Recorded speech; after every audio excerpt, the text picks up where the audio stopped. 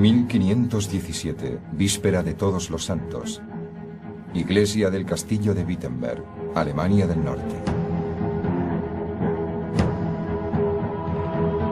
Martín Lutero ha clavado un documento en su puerta. Las 95 tesis, 95 ataques mordaces a la poderosa Iglesia Católica y a su cabeza, el Papa.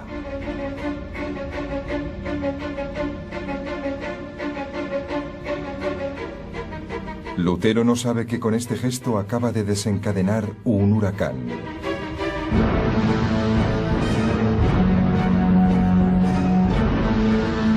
Un torbellino de violencia que asolará a Europa. Que cambiará para siempre el perfil de la civilización moderna y que le empujará a una confrontación épica contra el mayor poder de la época.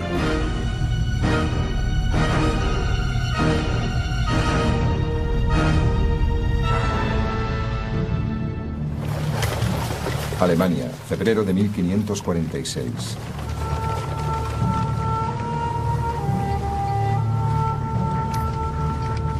Martín Lutero, ahora anciano, en el tramo final de su último viaje.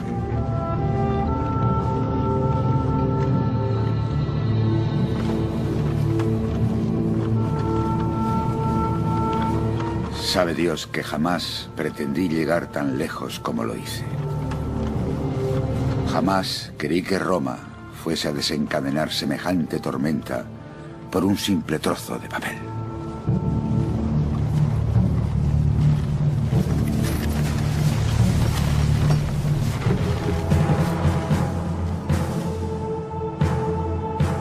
Lutero jamás pretendió causar la conmoción que causó con sus 95 tesis. Pero Roma, la sede de la Iglesia Católica, las interpretó como un ultraje y un desafío. No solo porque criticaban al Papa, sino también por su amplia difusión. Las tesis tocaron la fibra sensible por varios motivos. Trataban asuntos importantes para mucha gente, sobre la Iglesia y su relación con la economía, sobre la salvación y lo que la gente debía hacer para salvarse. Aquel combinado surtió efecto en un momento en el que la gente empezaba a resentirse con el modo en que la Iglesia se aprovechaba de su deseo de salvarse. Las tesis dieron a la gente mucho de qué hablar.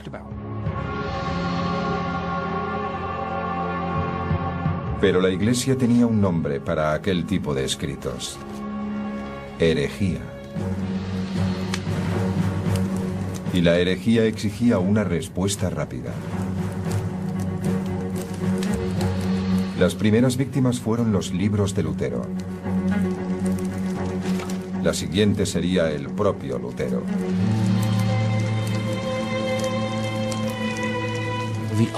Lo peor que le podía pasar a un hereje era que le expulsasen de la Iglesia y que le entregasen a la justicia laica para que ésta le condenase a muerte con una frase bastante hipócrita, pronunciada con sangre fría, y que le condenaría a la hoguera o a morir ahogado.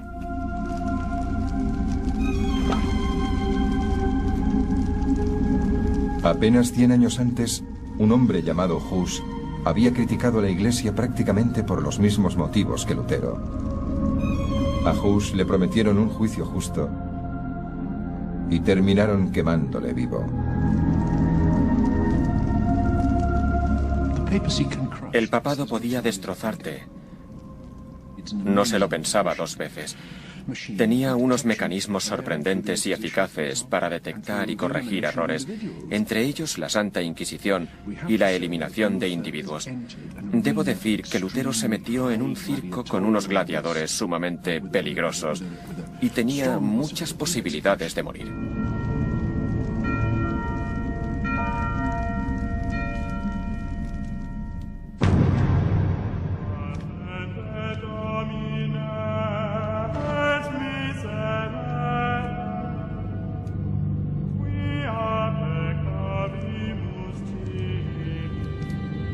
Pero a Martín Lutero, la furia de la Iglesia Católica no le causaba duda ni temor.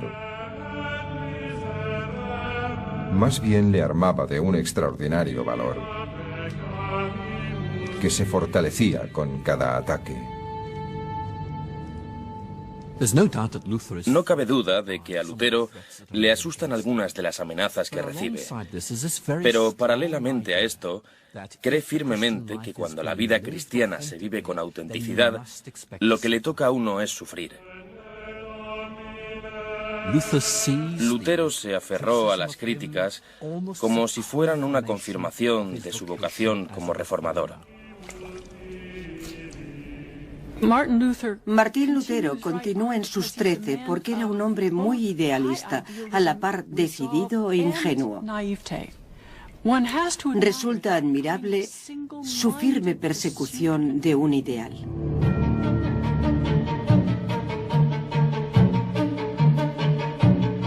Lutero se enfrentó a la Iglesia como nunca antes lo había hecho nadie.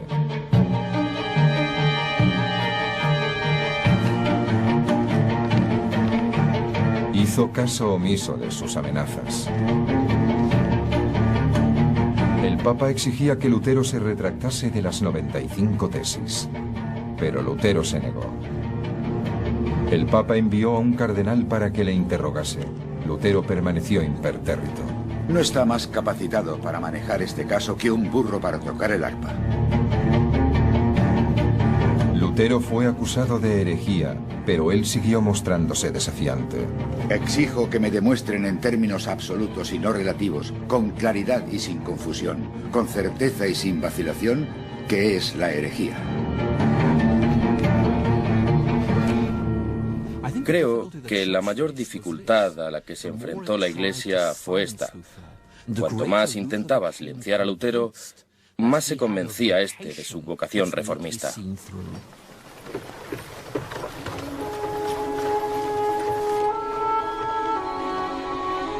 Deseaba pensar libremente, sin someterme a la autoridad de nadie. Llámese concilio, universidad o papa. Y estaba decidido no solo a hacer valer la verdad, sino a defenderla con mi propia muerte.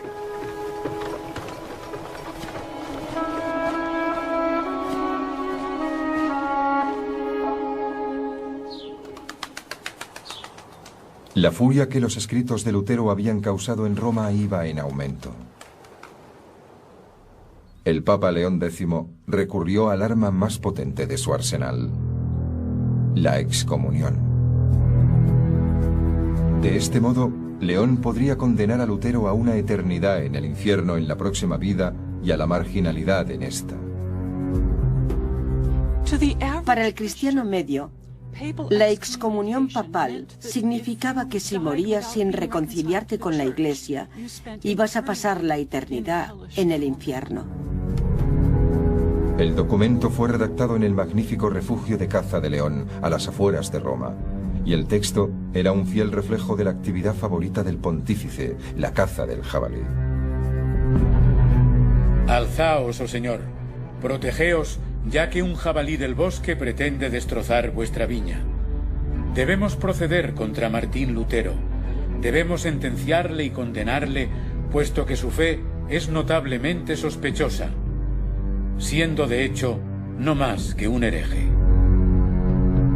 En teoría, aquel documento sellado con el gran escudo papal de las llaves cruzadas de San Pedro también sellaba el destino de Lutero, ya que a partir de aquel momento podía ser arrestado por cualquier autoridad secular o eclesiástica.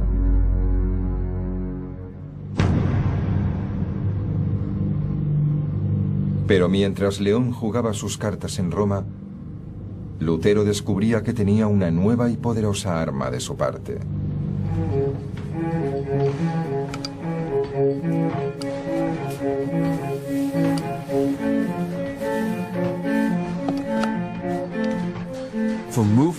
Para que un movimiento se propague, hay que propagar sus ideas. Y para Lutero resultó providencial poder acceder a un medio como la imprenta para diseminar sus ideas. Creo que hoy en día somos muy conscientes de lo mucho que las cosas han cambiado gracias a Internet. Internet es a nosotros lo que la imprenta a Lutero. Significaba que las ideas podían viajar, nada las podía detener. Lutero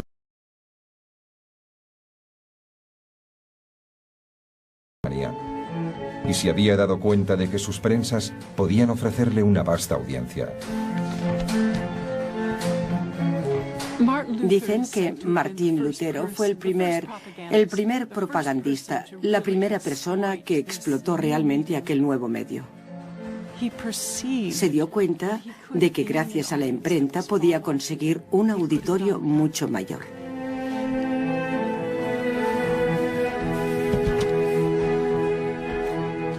Lutero clavó un nuevo texto, dirigido a la nobleza cristiana de la nación germana. Con aquel escueto panfleto, Lutero asestaba un golpe devastador tanto al Papa como a la Iglesia. El golpe de gracia fue dirigido no al clero y a los clérigos, sino a los gobernantes seculares de Alemania. Aquella arenga a la nobleza alemana sugería que Lutero empezaba a ser consciente de la realidad política. Por fin entendía que para purificar la Iglesia necesitaba la cooperación de los que estaban en el poder.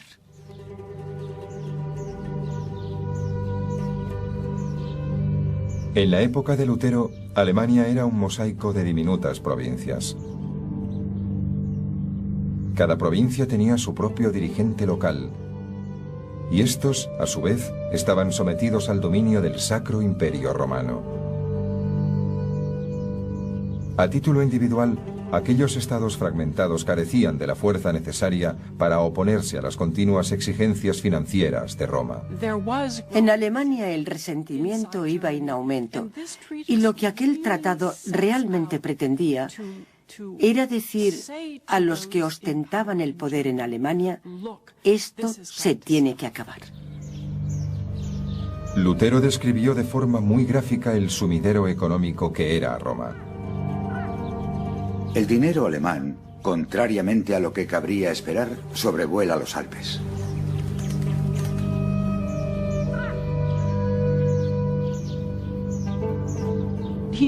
Habla del egoísmo del papado, de su séquito de secretarios, de los miles de secretarios que tiene el Papa, del modo en que el Papa se desplaza por la ciudad, seguido por una auténtica comparsa de asistentes.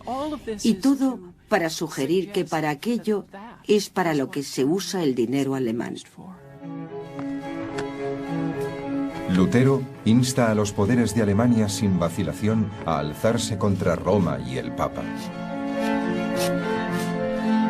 A mi parecer, la única solución posible es que el emperador, los reyes y los príncipes se alcen con fuerza para atacar y combatir a estas alimañas. No con la palabra, sino con el acero. Un plan muy radical. Lutero decía que la Iglesia no solo era el clero, sino todos los alemanes. Uno de los grandes temas de aquel manifiesto dirigido a la nobleza alemana era que la gente corriente, los cristianos de a pie, y no solo los sacerdotes, tenían un papel que desempeñar dentro de la Iglesia. En términos modernos, estaríamos hablando de la democratización de la religión.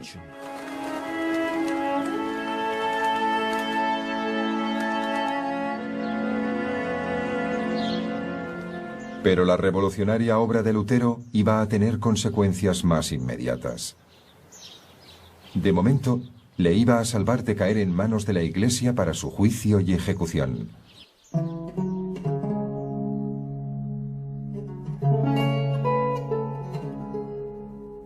En la región de Sajonia, donde vivía Lutero, gobernaba un hombre llamado Federico el Sabio. El propio Federico había fundado la Universidad de Wittenberg, donde Lutero enseñaba. Federico empezó a proteger desde la sombra a aquel teólogo bocazas que vivía bajo su jurisdicción, negándose a entregarlo a los agentes del Papa. Los motivos de Federico el Sabio son un misterio. En parte, creo que Federico el Sabio se sentía orgulloso de Lutero. Estaba orgulloso de su erudito y famoso teólogo, de aquel hombre que atraía a la gente a su nueva y modesta Universidad de Wittenberg. Lutero era una fuente de popularidad y prestigio. Puede que no se tratase del tipo de atención que más cómodo le hacía sentirse, pero estaba haciendo que la gente tomase Wittenberg en serio. Federico había entendido inmediatamente las implicaciones de la última obra de Lutero. Federico y sus antecedentes inmediatos habían intentado limitar el poder de la Iglesia. Ahora Federico podía leer el mensaje dirigido a la nobleza alemana y decir: exacto, es una cuestión de principios. Yo no digo que haya que restringir los fondos que salen de Alemania por una cuestión de codicia. Ahora puedo argumentar ideales más elevados. Pero aquel manifiesto dirigido a la nobleza cristiana había llamado la atención de las más altas esferas. En 1520, Federico recibió la visita del hombre más poderoso de Europa, el Sacro Emperador Romano Carlos V. Carlos acababa de acceder al poder y Lutero le preocupaba. Carlos era un católico ferviente. Realmente quería preservar la fe católica. En cierto modo, era un paladín del papado, aunque apenas tenía 19 años cuando le nombraron Sacro Emperador Romano. Era una situación complicada y quería evitar a toda costa que el asunto Lutero se le escapase de las manos. Federico se apuntó un tanto diplomático. Convenció a Carlos V de que sencillamente no podían entregar a Lutero a los agentes de la Iglesia. Más bien debían permitirle presentar su caso ante el mismísimo Carlos en el próximo Parlamento o Dieta en la ciudad alemana de Worms. Fue un momento crucial. Federico acababa de conceder a Lutero la oportunidad de presentar su caso en una de las reuniones más destacadas de Europa. Y Lutero no pensaba desaprovecharla.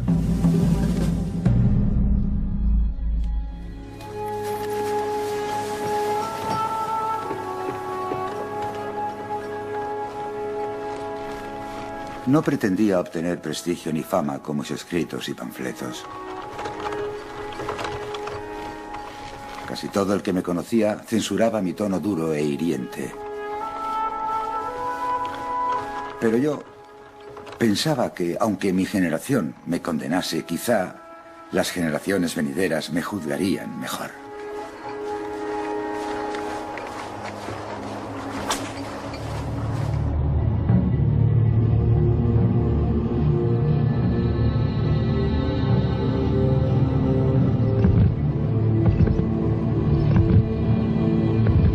Un emisario papal se encargó de llevar al norte la gran bula de excomunión de León X. Había recibido instrucciones para mostrarla en todas las ciudades por las que pasara, a modo de advertencia para aquellos que sintiesen simpatía por Lutero y sus escritos.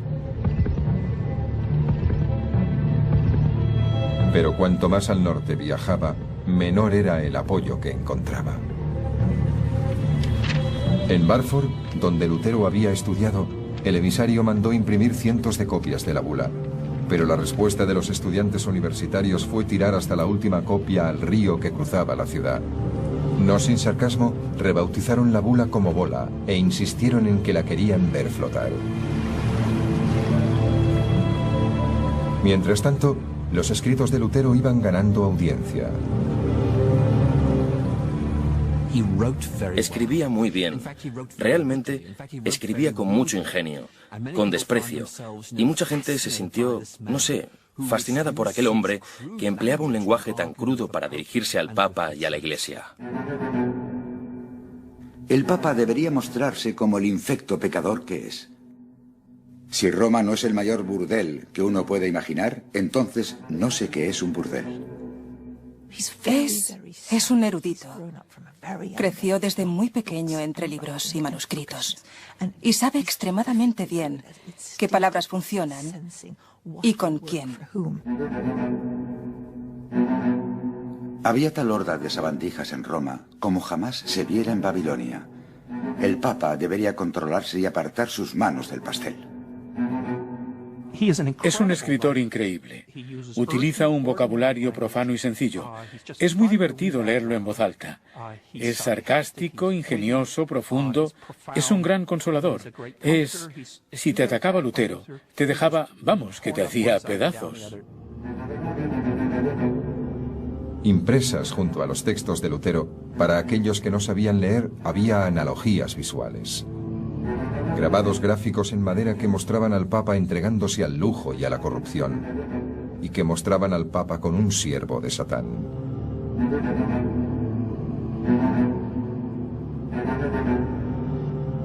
Lutero y sus seguidores empezaban a ver su lucha con Roma como un enfrentamiento épico con el mismísimo diablo.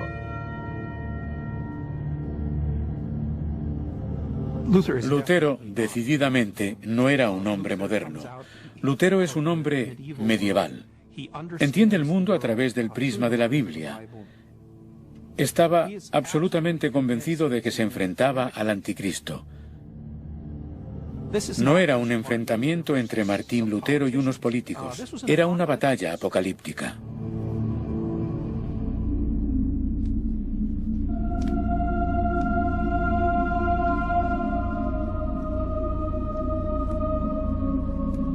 A Lutero todavía le quedaban unos meses hasta su gran intervención frente a Carlos V en la Dieta de Worms. Y la bula de excomunión de León X ya le habría llegado para entonces. Tenía un nuevo objetivo: redactar minuciosamente un nuevo sistema de fe. Fue aquella obra la que marcó la transición de Lutero de reformista a revolucionario. Le puso por título La cautividad babilónica de la Iglesia. Para construir a veces hay que destruir.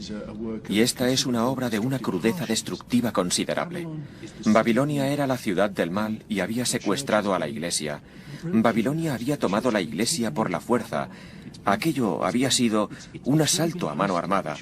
La Iglesia había sido tomada por los bandidos. Estaba cautiva y había que hacer algo al respecto. Había que liberarla. Ahora, Lutero apuntaba al mismísimo corazón de la Iglesia, el sistema sacramental.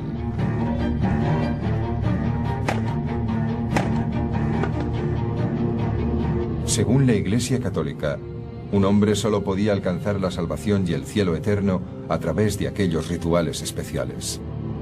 Y cada uno de aquellos 7 sacramentos, desde el bautismo hasta la extremaunción, era administrado por el ejército de sacerdotes de la Iglesia.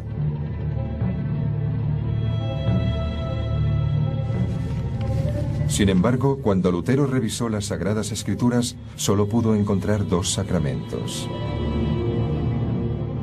Lutero dice en La cautividad babilónica de la Iglesia que en realidad solo hay 2 sacramentos, la Sagrada Comunión y el bautismo.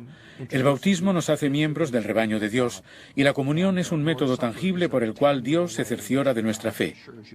Tomad, este es mi cuerpo y esta es mi sangre. Lutero aseguraba que los restantes sacramentos eran una invención de la Iglesia y que había que desecharlos. De un plumazo, Lutero acabó con siglos de rituales y ceremonias.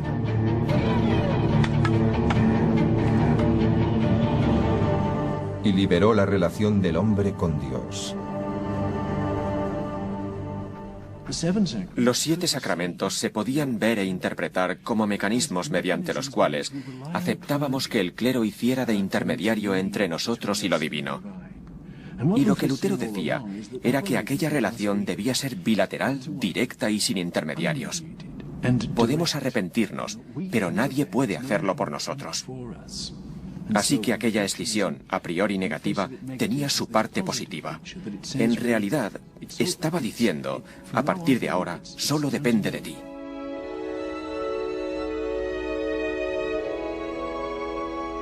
Lo que yo digo es que ningún papa, obispo o sacerdote tiene derecho a imponer su voluntad sobre el hombre cristiano, ya que todo cristiano es ministro de Dios. Redefinió la relación entre el individuo y Dios radicalmente, eliminando los intermediarios. Es como si alguien controlase las tuberías que llevan el agua hasta tu casa y de repente pudieras cavar tu propio pozo. Dejarías de depender de la depuradora central de la Iglesia.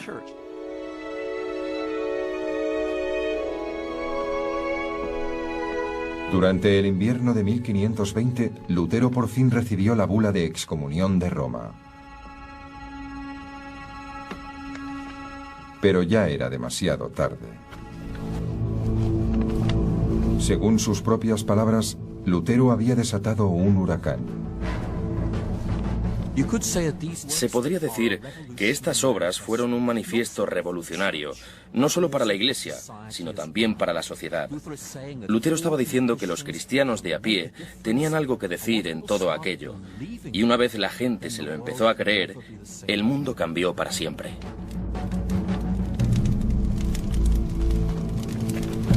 Para Lutero, el poder que había ostentado el Papa durante siglos ya no tenía sentido. Por eso tiró la bula de excomunión a una hoguera.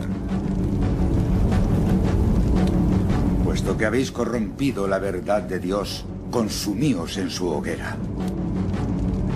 No tengo miedo y disfruto sufriendo por tan noble causa. Al quemar la bula de excomunión, lo que estaba diciendo era, no me rendiré. Yo tengo razón, tú no. Ven a por mí.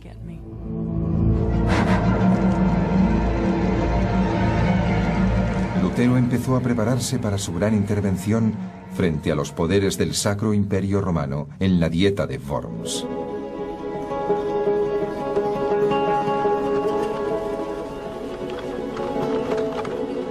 Hace 25 años me puse en camino hacia Worms, convencido de que iba a ser mi último día.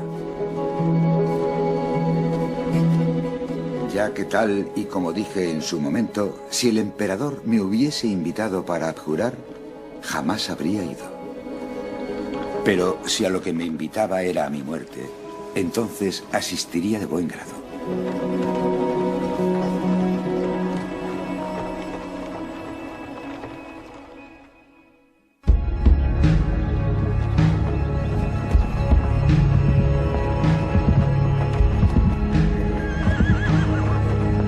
El 2 de abril de 1521, Lutero partió de Wittenberg y viajó durante 2 semanas hasta llegar a Worms.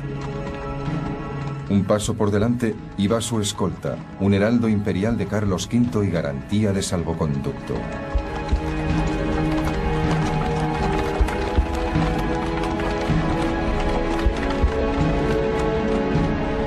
Los amigos de Lutero habían hecho lo posible por hacerle desistir de su viaje, convencidos como estaban de que jamás regresaría con vida.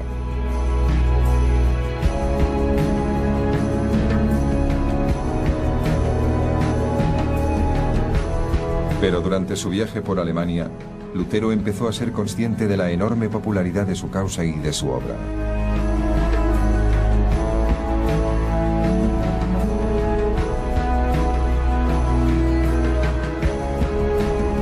En Erfurt, los ancianos de la ciudad organizaron una enorme fiesta en honor del viajero itinerante.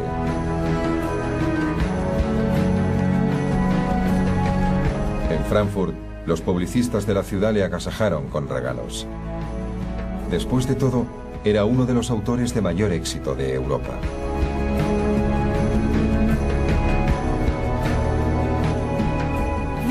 La toma de conciencia de su popularidad debió de insuflarle coraje durante el trayecto a Worms. Aunque no veo que a Lutero se le subiera la fama a la cabeza como a las celebridades de hoy en día. Seguía fiel a sus principios. Seguía siendo un intrépido idealista.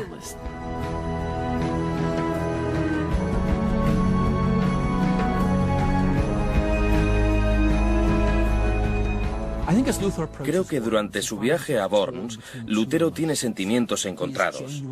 Está realmente asustado. ¿Qué irá a pasar? ¿Correré peligro?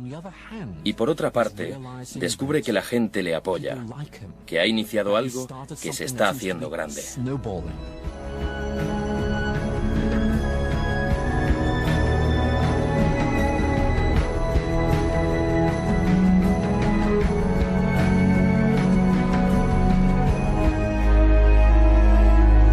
La mañana del 16 de abril, Lutero llega por fin a la ciudad de Worms.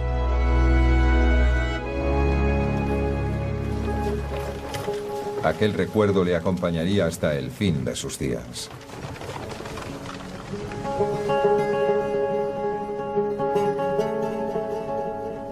Aquel día me recibió una multitud. La ciudad entera se agolpaba en las calles.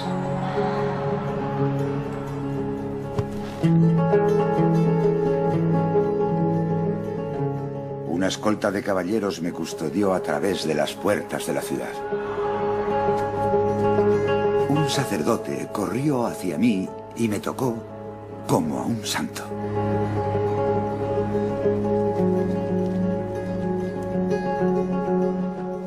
Al llegar Lutero, la gente lo miraba boquiabierta y lo jaleaba.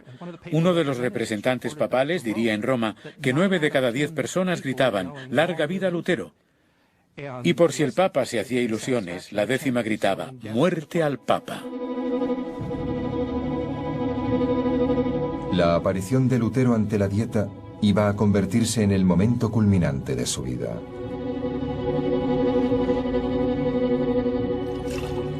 Hacía calor, pero el sol ya se había puesto en un rojo resplandor.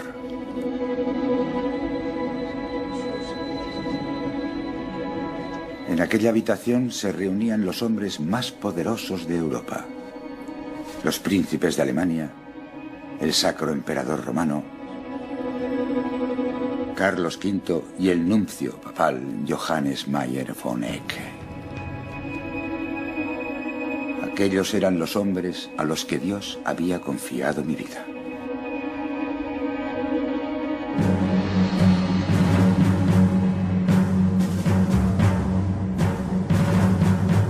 La única persona en la habitación que conocía a Lutero era su propio príncipe, Federico el Sabio.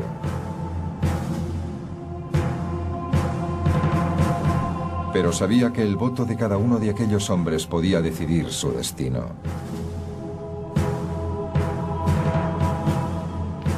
El enviado del Papa solo tenía una petición: que Lutero se retractase de todos sus escritos.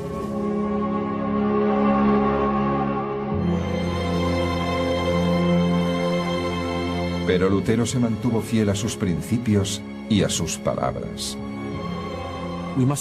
Debemos pensar en lo aterrador que aquello debió de ser para Lutero. Frente a él se encontraban las fuerzas de la Iglesia y del Estado, y seguro que lo sometieron a una gran presión con el fin de que se retractase. Querían que dijera: no debí hacerlo, no debí decirlo. Le mostraron un montón de libros y le preguntaron si eran todos suyos. Sí, son todos míos y he escrito más, en caso de que alguien quiera leerlos.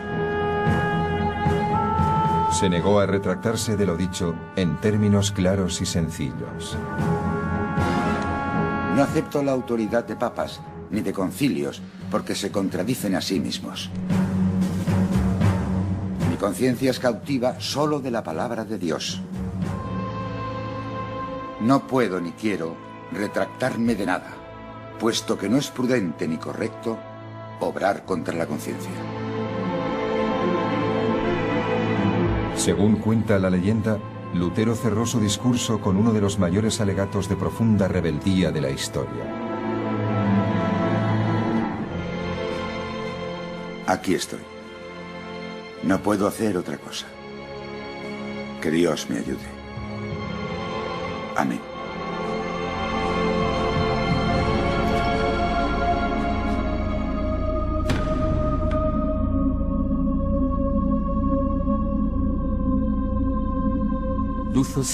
Aquella frase de Lutero marcó el principio de una nueva era. Una era en que la gente normal iba a rebelarse ante la autoridad y a decirle: lo siento, esto es lo que creo, es lo que me dicta mi conciencia, y no puedo hacer nada. Creo que aquel fue uno de los momentos claves del origen de nuestra visión moderna de la libertad personal e institucional. Lo ocurrido en Worms fue muy intenso. Fue una situación en la que un hombre se levantó y dijo la verdad, en pro de la verdad y de la libertad de conciencia. De ahí que le veamos como un monumento a la libertad de conciencia. Es uno de esos casos en los que un individuo lucha por algo mucho más grande que él mismo.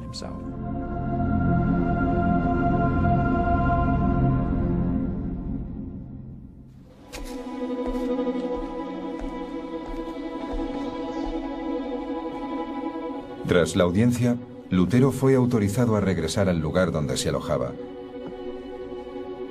Le dijeron que recibiría el veredicto al día siguiente. Estaba convencido de que le iban a entregar a los agentes de Roma y de que se iba a tener que enfrentar a la Inquisición y a un juicio por herejía.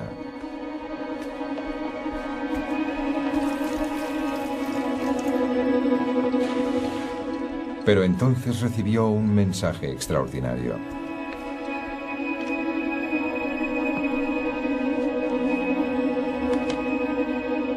Los jueces habían sido incapaces de alcanzar el veredicto unánime que los dirigentes de la Dieta exigían. Uno de los que se abstuvo fue el antiguo protector de Lutero, Federico el Sabio. Era consciente de la utilidad de Martín Lutero. No quería que muriera. Quería seguir usándolo como arma contra el papado y la Iglesia. También creo que se sentía muy atraído por las enseñanzas de Lutero y que realmente quería que éste continuara con su labor.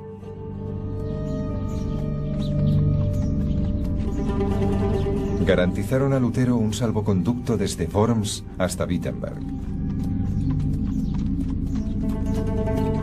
Pero la amenaza de arresto por parte de la Iglesia seguía pendiendo sobre su cabeza. Federico tomó una decisión drástica.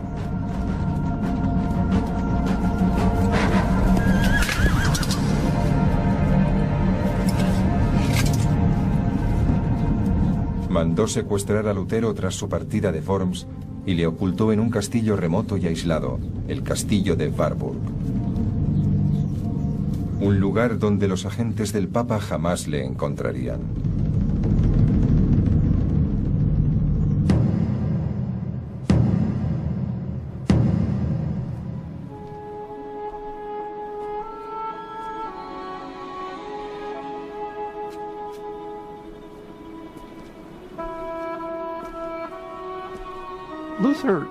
Lutero pasa de la increíble e intensa experiencia vivida durante la Dieta de Worms a una existencia solitaria recluido en Warburg. Pasa de un momento de gran euforia y júbilo a la depresión. Lutero volvió a sumirse en la desesperación y en la angustia del pasado.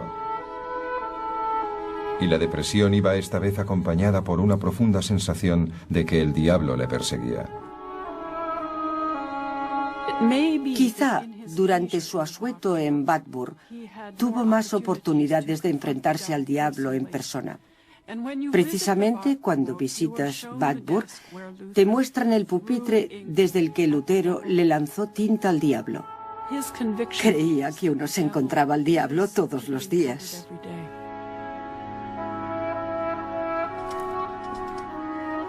Comenzó un periodo de indudable regresión, introspección y melancolía, acompañado de síntomas físicos, de los que Lutero habla con turbadora franqueza. Volvieron el estreñimiento y Dios sabe qué más. Y creo que logró superar todo eso recurriendo al Prozac del pasado, el trabajo. Lutero se volcó una vez más en una de sus grandes empresas, la traducción de la Biblia al alemán, haciendo la palabra de Dios accesible al común de los mortales.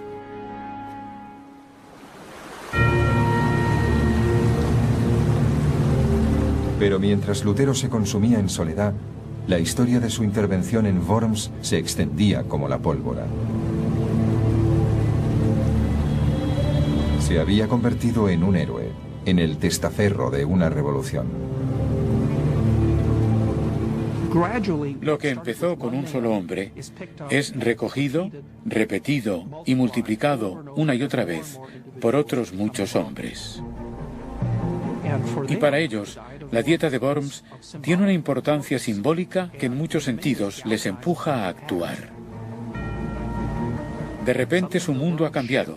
Es como si al volver a juntar las piezas del puzzle todo hubiera cambiado y el mundo ya no fuera el mismo. Las primeras chispas de la revolución saltaron en Wittenberg. Monjes y monjas empezaron a abandonar monasterios y conventos.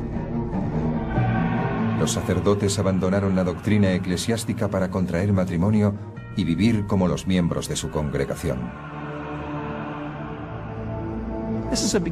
Aquel fue el origen no solo de un movimiento religioso, sino también social, económico, político y revolucionario.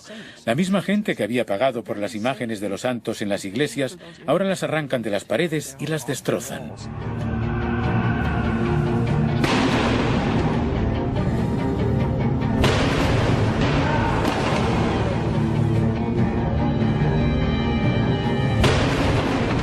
Fue una rebelión imparable que se extendió por todas partes.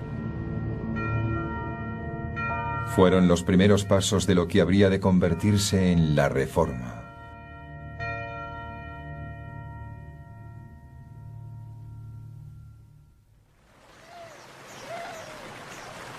Finalmente, durante la primavera de 1522, Lutero regresó a Wittenberg. Para entonces, las preocupaciones del Papa eran mucho mayores que un monje rebelde. Y Lutero estaba a punto de descubrir la revolución que sus palabras habían inspirado. Puesto que la Iglesia estaba muy involucrada en la vida de la gente y en la organización de la sociedad, el vuelco que sufrió tuvo importantes consecuencias para el conjunto de la sociedad. Las comunidades se reorganizaron por completo, sin necesidad de recurrir a las grandes estructuras internacionales de la Iglesia.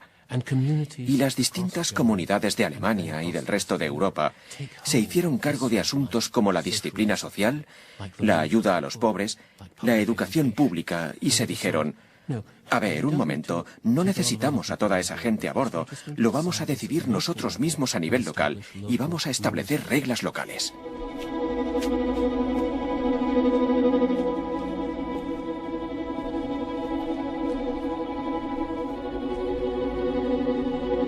Los seguidores de Lutero pusieron Wittenberg patas arriba. Se hicieron con el control de la administración municipal, confiscaron los fondos de la Iglesia para crear un nuevo sistema de asistencia social y se pusieron al mando de las escuelas que antes dirigía la Iglesia.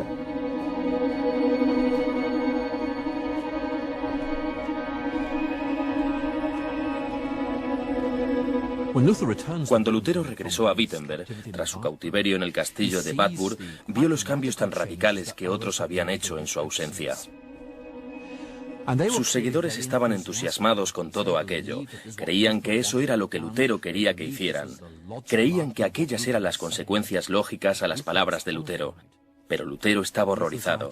Las ideas de Lutero resultaron ser mucho más radicales de lo que él creía.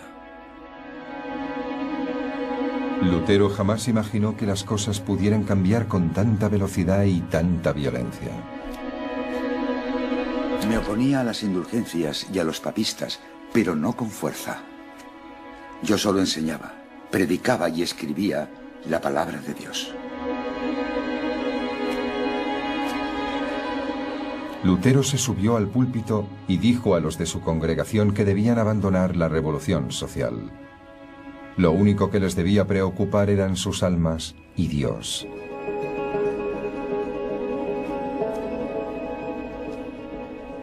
Lutero ya no controla unas ideas que ahora son del dominio público, pero eso no impide que se esfuerce por devolver el genio a la lámpara. Es lo suficientemente listo como para entender que si sus ideas se empiezan a asociar con la destrucción de la propiedad, los mismos gobernantes seculares que eran garantía, no solo de su seguridad personal, sino también la reforma que tenía en mente, se iban a volver en su contra.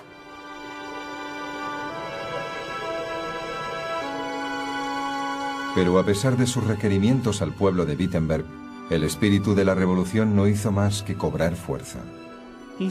Él inició algo que, como una bola de nieve que rueda colina abajo, cobró velocidad. Superó varios obstáculos y tomó una dirección que a él no le gustaba para terminar pulverizando la sociedad medieval de la que había salido. Una serie de alzamientos campesinos estallaron por todo el país. Inspirados en los llamamientos de Lutero a la libertad de fe, buscaban la libertad social de los campesinos alemanes. Donde Lutero dice, deberíais ser libres y no someteros a la autoridad de otros humanos en asuntos de fe, es muy fácil entender. Siervos, liberaos de vuestros señores. Lutero podía decir que él no había dicho aquello, pero la historia ha demostrado que sus palabras podían ser leídas e interpretadas de aquel modo, y así ocurrió. Lutero se enfrentó a los rebeldes con su prosa más despiadada. Con el vulgo, uno tiene que ser duro. Hay que hacer que cumpla la ley a punta de espada. Así como uno encadena a las bestias salvajes.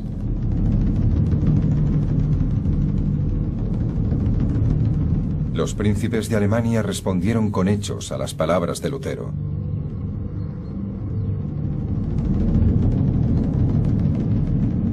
Asesinaron a más de 100.000 rebeldes.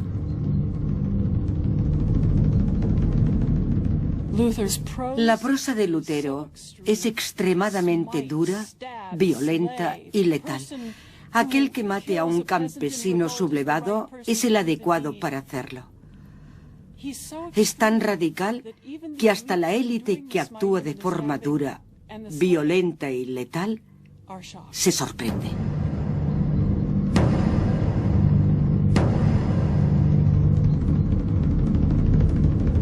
En la mente medieval de Lutero, los campesinos son tan agentes del diablo como el Papa.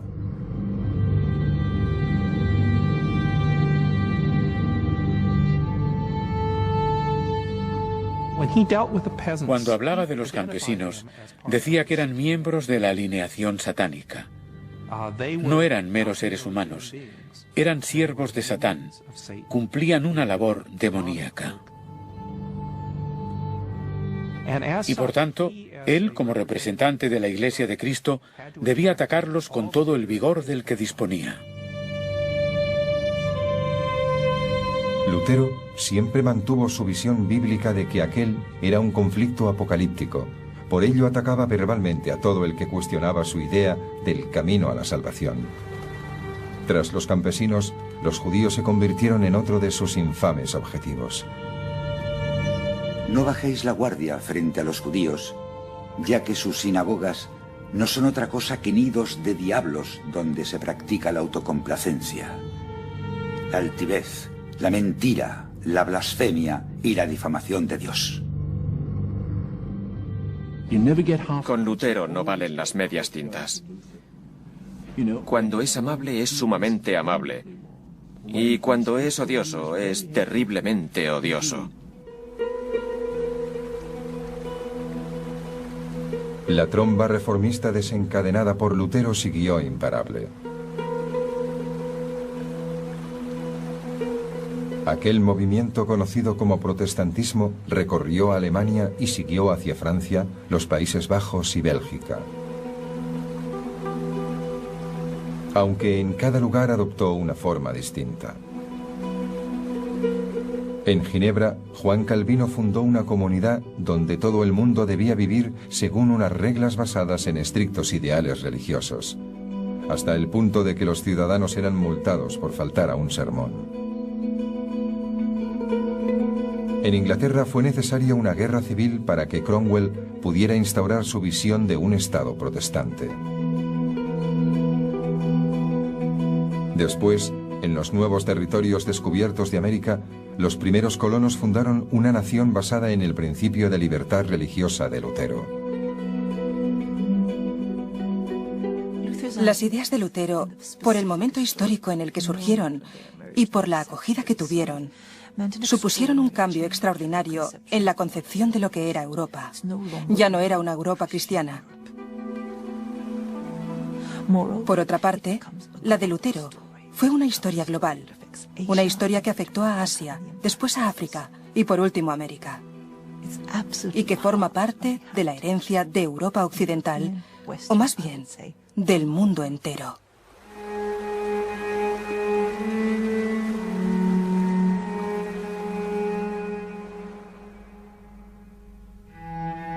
Sin embargo, Lutero jamás volvería a abandonar su provincia de Alemania.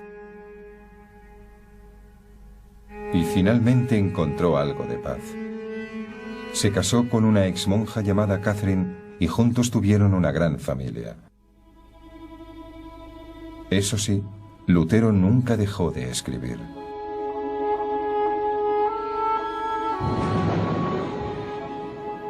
La historia de Lutero nos recuerda el poder del carisma individual. Tanto el carisma de la persona que se levanta y habla, como el carisma que viaja en las páginas escritas.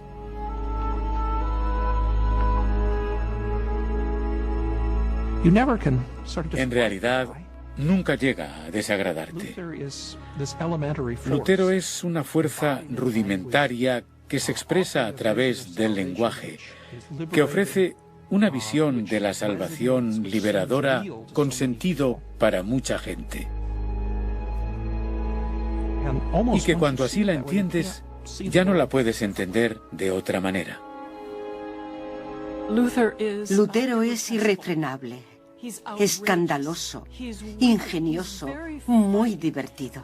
Pero en nuestra imaginación sigue siendo alguien muy importante por haber insistido en ser fiel a sus principios y por haber dicho lo que pensaba. Su empaque como individuo, su coraje como individuo y su voluntad como individuo de morir por su profesión, por sus creencias. En este sentido, a Lutero habría que situarlo junto a los grandes emancipadores de la historia de la humanidad.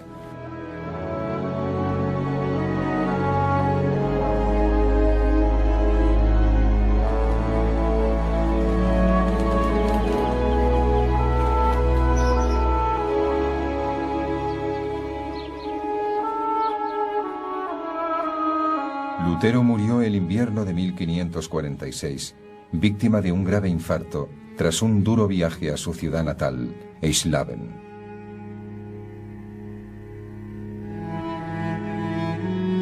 Hasta el último momento se mantuvo fiel a su sentido de la ira y a su debilidad por una buena frase. Cuando muera, quiero convertirme en fantasma. Así podré seguir acosando a obispos, sacerdotes y monjes impíos para que les cause más problemas el Lutero muerto que 1000 Luteros vivos.